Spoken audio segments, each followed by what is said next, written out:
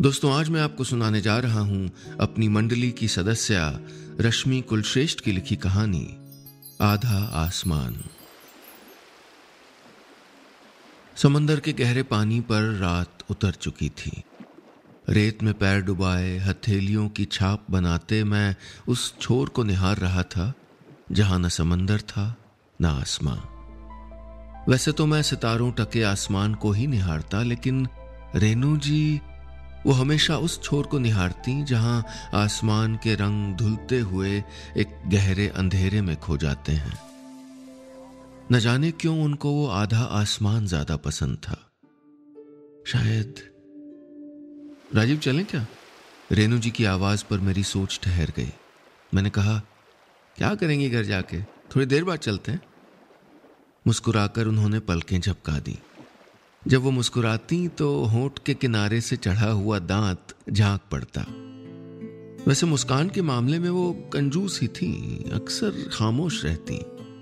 उनकी यही खामोशी मेरे दिल में कब उतर गई पता ही नहीं चला। डूबती रात के साए साए चलते हम घर पहुंच चुके थे। गुड नाइट रेनू जी, मैंने कहा। गुड नाइट जवाब देकर उन्होंने अपने फ्लैट में खुद को कैद कर लिया। कैद ही तो काट रही थी वो। पिछले 2 साल से मैं उनको ऐसे ही देख रहा था, बेहद रिजर्व, शांत, ठहरी हुई। कुछ तो बात थी जो मैं अभी ठहर गया था उनके साथ। मेरा यूं ठहरना उनकी नजर में दोस्ती थी और दिल के करीब एक बेनाम रिश्ता। रात के 12 बज रहे थे। बैल्कनी पे खड़ा मैं खिड़की पर उभरती रेनू जी की परछाई देख रहा था। इतनी देर तक जागती हैं, तभी तो नजर कमजोर हो गई है, सोचते हुए मैं भीतर चला आया। मैं जब भी उनको कॉन्टैक्ट लेंस लगाने के लिए कहता तो वो कहती, तुम जब मेरी उम्र के हो जाओगे ना तो चश्मा ही जचेगा। न जाने क्यों वो अक्सर हमारे बीच उम्र का फासला ले आती। कहाँ ज्यादा फर्क था हम में। मैं 28 का, वो 35 की, बस 7 साल का ही तो फर्क था। रात का अंधेरा दूधिया उजाले में तब्दील हो चुका था। रोशनी से बचने के लिए मैंने तकिए के पीछे आंखें छुपा ली। अगले पल डोरबेल ने मुझे उठा दिया। झल्लाते हुए मैंने दरवाजा खोला। सामने रेनू जी खड़ी थी। गीले खुले बाल उनके कंधों पर झूल रहे थे। आंखें मलते हुए मैंने पूछा, क्या हुआ इतनी सुबह? वो बोली, गैस सिलेंडर खत्म हो गया, चाय बनानी थी। बायां हाथ हवा में लहराते हुए मैंने यू आर वेलकम कहा और दरवाजे पर खड़ा न्यूज़पेपर लेकर बैठ गया। अखबार मेरे हाथों में था, निगाहें सिर्फ उन पर और दिल में एक ख्वाहिश, उनके धुंधले आधे आसमान में सितारे भरने की ख्वाहिश। यकीन नहीं होता मुझे खुद पर, कैसे मैं रेनू जी से प्यार कर बैठा। कभी दिल में आता है कि ये गलत है, लोग क्या सोचेंगे, वो क्या कहेंगी, लेकिन कुछ फर्क नहीं पड़ा। शायद इस बार प्यार नहीं, इश्क हुआ था मुझे। दुनिया से बेपरवाह, उनसे बेपरवाह और खुद से बेपरवाह इश्क। लेकिन मुझ में घुलते इश्क को मेरी दोस्त प्रिया पहचान गई। एक रोज उसने कुरेदा तो मैंने भी कह ही दिया। प्रिया बोली, पागल है क्या तू? माना पति से अलग रह रही है, पर है तो शादीशुदा ना। मैंने कहा, प्यार सोच समझ के थोड़े होता है, वो तो बस हो जाता है। वो हंसते हुए बोली, हाँ तेरी हिस्ट्री से वाकिफ हूं मैं, लेकिन क्या तू सीरियस है या फिर ये इन्फैचुएशन पर है? मैं अपनी आंखें उसके एकदम करीब ले गया। बोला, तुझे क्या दिखता है इनमें? वो बोली, चल मैं तेरी बात मान भी जाऊं, लेकिन घर पे किस किस को मनाएगा तू? उसके इस सवाल का जवाब नहीं था मेरे पास। बहुत मुश्किल था ये सब। क्या कहूंगा माँ से, पापा से, और क्या कहूंगा रेनू जी से कि मैं सबसे मुश्किल तो यही था, रेनू जी को अपने दिल की बात बताना। मैंने सोचा कि उनके जन्मदिन पे कह दूंगा उनको। उस रात 12 बज रहे थे। न मैंने बर्थडे मैसेज किया, न कॉल। शाम से लाया बुके थामे रेनू जी के दरवाजे पर पहुंच गया। दूसरी बार घंटी बजाने पर दरवाजा खुला। जी कौन? सामने खड़े अनजान चेहरे ने पूछा। आंखों के किनारों पर झुर्रियां, बालों में उतर आई इक्का दुक्का सफेदी, स्याह पपड़ाए होंठ। ऐसी ही तस्वीर तो उकेरी थी रेणु जी की बातों ने उनके पति सुबोध की। रेणु जी भी दरवाजे पर आ गईं। बोली, आओ आओ राजीव। उन्हें देखकर मुझे तसल्ली हुई। मैंने हैप्पी बर्थडे रेणु जी कहकर उनको बुके बढ़ा दिया। फूलों पर नजर डालते हुए सुबोध ने कहा, yellow rose, symbol of friendship. एक तंज था उनकी जुबान में। रेणु जी बोली, सुबोध ये राजीव है, सामने रहता है। मुझे बैठने के लिए कहकर वो कॉफी बनाने चली गई। मैं सोफे से कोहनी टिकाए एकटक कुछ देखने लगा, नहीं शायद कुछ नजरअंदाज करने लगा सुबोध को। उसका यूं आज के दिन आना नहीं बर्दाश्त कर पा रहा था मैं। आंखों में जलन महसूस होने लगी थी, गले में कुछ अटकने लगा था। सुबोध की आवाज, उसकी परछाई, उसका पूरा का पूरा वजूद मुझे कसैला बना रहा था। मैं एक झटके से उठा और वापस घर चला आया। गुस्सा आ रहा था मुझे खुद पर, इसलिए नहीं कि मैं रेणु जी से कुछ कह सुन नहीं पाया, बल्कि इसलिए कि क्यों नहीं कह पाया। दिल की वो अनकही बातें उन्हीं फूलों की तरह पड़े पड़े मुरझा गई थी। गई रात की वो चुभन, वो कसैलापन अब भी तारी था। शाम को सोसाइटी के बच्चे बाहर खेल रहे थे। मैं बालकनी में खड़ा उनको देखने लगा। मेरी निगाहें उनके पीछे दौड़ते भागते टैक्सी से उतरती रेणु जी पर ठहर गई। मैं बहाने से बाहर आकर डोरबेल स्विच चेक करने लगा। मुझे देखकर वो बोली, अरे आज ऑफिस नहीं गए? मैंने मजाक में पूछा, आप जल्दी कैसे आ गई? मन नहीं लगा क्या? पता नहीं, कहकर उन्होंने गहरी सांस ली। एक दर्द हवा में तैर गया। मैंने बात बदल दी, वो तो ठीक है, लेकिन मेरी ट्रीट कहाँ है रेणु? वो चौंकी। मैंने फिर कहा, जी रेणु जी। कोशिश करके उन्होंने एक मुस्कान ओढ़ ली। दिल दुखी हो तो शायद खुश रहना भी बस कोशिश भर होता है। ड्यू बर्थडे ट्रीट पर भी तो वो खुश रहने की कोशिश ही कर रही थी। डिनर के बाद हम आइसक्रीम खाते हुए टहलने लगे। बातों के साथ रास्ता अच्छा कट रहा था, पर न जाने कैसे सुबोध बीच में दाखिल हो गया। रेणु जी बोली, यूं टहलने की आदत मुझे सुबोध से ही लगी। अगला जो मोड़ है ना, वहां की मूंगफली हर बार लेते थे हम। सुबोध किसी शातिर घुसपैठिए की तरह हमारे बीच आता जा रहा था। मेरा दिमाग सुन्न होने लगा, इतना कि मैं पूछ बैठा, आप अलग क्यों हो? मैंने फौरन खुद को रोका। उनके कदम भी थम गए। वो बोली, सिर्फ अच्छे कपड़ों से या शौक से दिल नहीं जुड़ते राजीव, कुछ पल भी चाहिए होते हैं जुड़ने के लिए। सच, वक्त के सिक्के खर्चने पड़ते हैं, तब जाकर रिश्तों की जमीन तैयार होती है। रिश्तों को समझना पड़ता है, उन्हें जीना पड़ता है। वो फिर बोली, सुबोध को समझना मेरे लिए सबसे मुश्किल काम है। उससे ज्यादा तो मैं आज तुमको समझने लगी हूं। मुझे समझने लगी हैं, कुछ ऐसा ही तो सुनना चाहता था मैं। फिर आज क्यों नहीं समझ पा रहा था कि अपने लिए खुश हूं या उनके लिए दुखी। अगली सुबह रेणु जी के फ्लैट का दरवाजा खुला था। मैं बिन पूछे अंदर आ गया।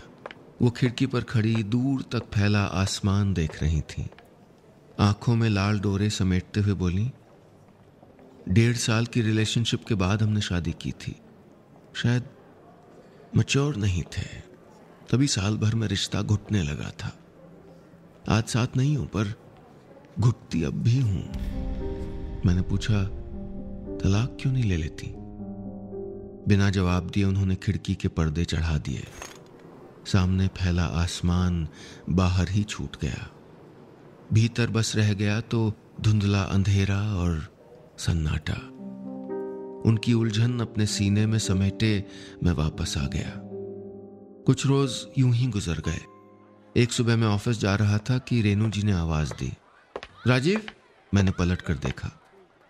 अपनी सूजी हुई आंखें छुपाते हुए बोली, किसी अच्छे वकील को जानते हो क्या?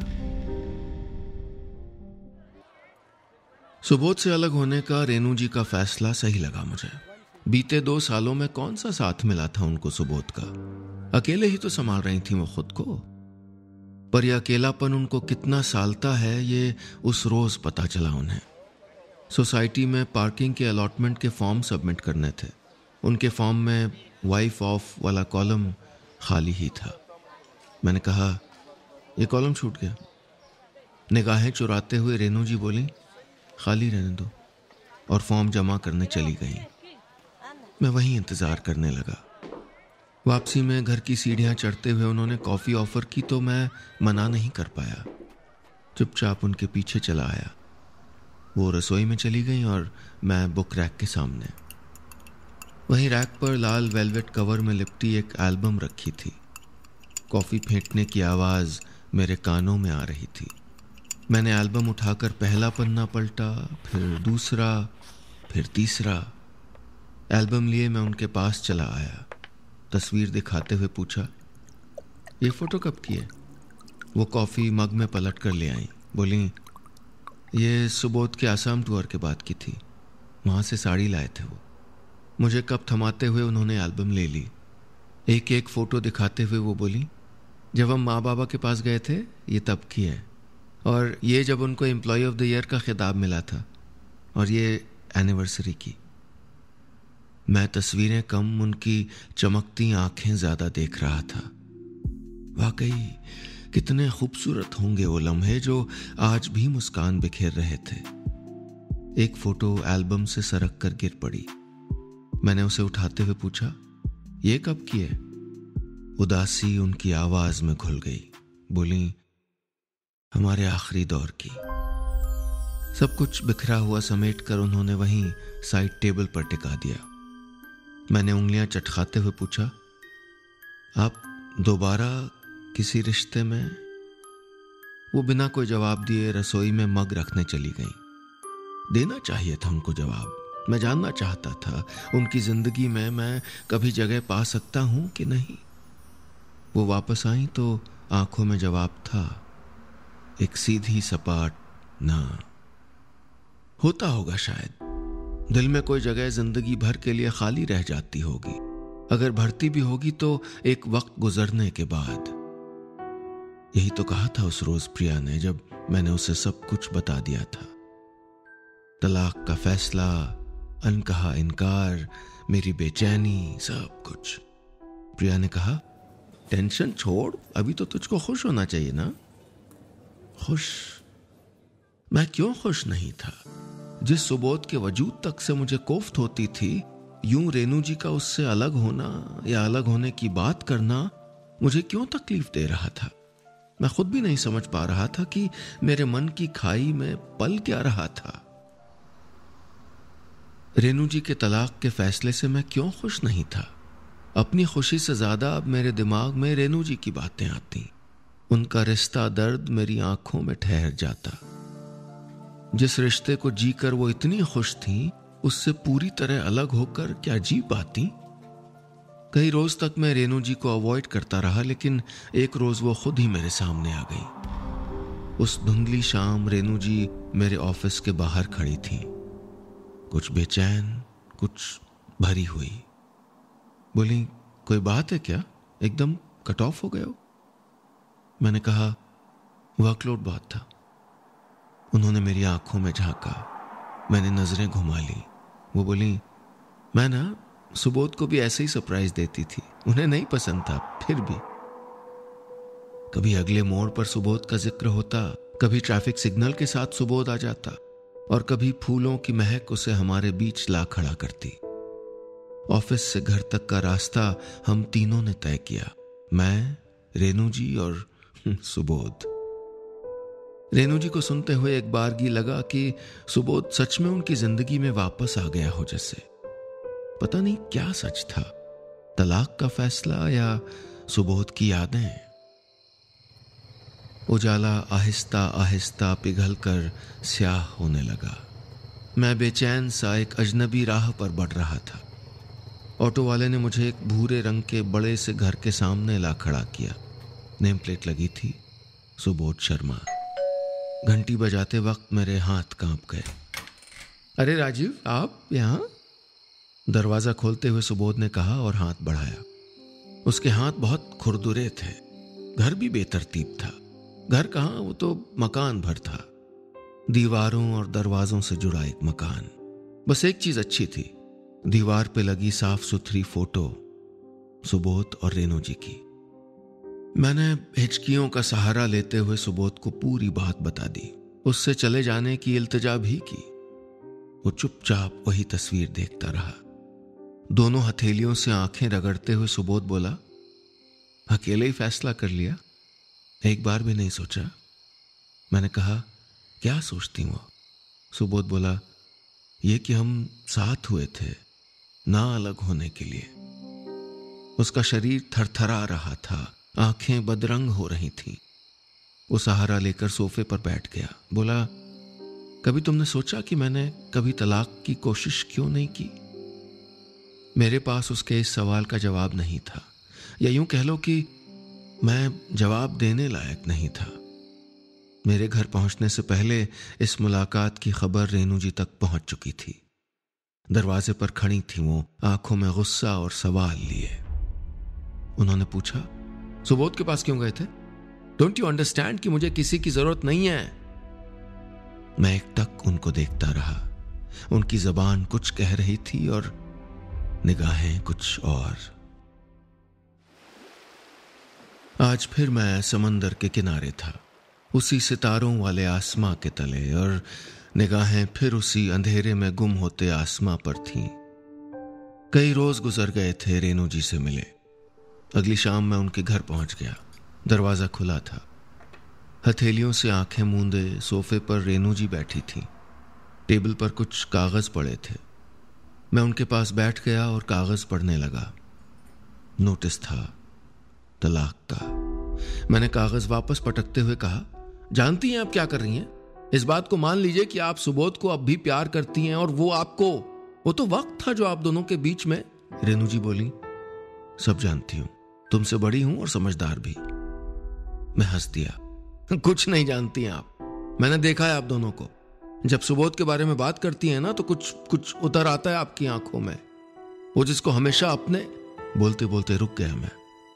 वो बोली, जिसे तुम अपने लिए देखना चाहते थे, है ना? मैं उन्हें देखता रह गया। इसका मतलब वो सब जानती थी, सब समझती थी। मैं उनसे नजर नहीं मिला सका, बस उठकर चला आया, उनको उनके हाल पर और खुद को खुद के हाल पर छोड़कर। आज रेनू जी से मिले, बात किए, यहां तक कि उनको देखे हुए 15 रोज बीत चुके थे। इन 15 दिनों में दूरियों का एहसास हुआ। यह एहसास हुआ कि सुबोध क्या महसूस करता होगा, रेनू जी क्या महसूस करती होंगी। दो लोग जो साथ चलने वाले थे, उनका हाथ छूटा, अलग हुए, तो मैं कौन होता हूं बीच में आने वाला? इन 15 दिनों में मैंने बहुत कुछ समझा था, बहुत देखा था। बस नहीं देख पाया था तो ये कि अकेलापन रेनू जी को कितना कमजोर कर गया था। उस रोज बिल्डिंग की सीढ़ियों पर डॉक्टर सोलंकी मिल गए। पता चला कि रेनू जी कई दिनों से बीमार थीं। पता नहीं उनकी देखभाल के लिए कोई होगा भी या नहीं। सोचते हुए मैं हांफता दौड़ता उनके घर पहुंच गया। दरवाजा खुला था। मैं अंदर चलता चला गया। लिविंग एरिया पार करते हुए मैं रेनू जी के कमरे के सामने था। दरवाजा आधा खुला था। अंदर बेड पर रेनू जी बैठी थी। मैंने दरवाजा धकेलने के लिए हाथ बढ़ाया, तभी चलो चलो दवाई खाओ आवाज के साथ सुबोध उसी आधे खुले दरवाजे और मेरी निगाहों में आ गया। दवा खिलाकर उसने प्यार से रेनू जी का माथा सहलाया और सुकून मेरे दिल में उतर आया। मेरी निगाह सामने खुली खिड़की पर चली गई। सितारों से भरा आधा आसमान आज उस खिड़की पर उतर आया था। कहानी खत्म, पैसा हजम। दोस्तों, उम्मीद है आपको ये कहानी पसंद आई होगी।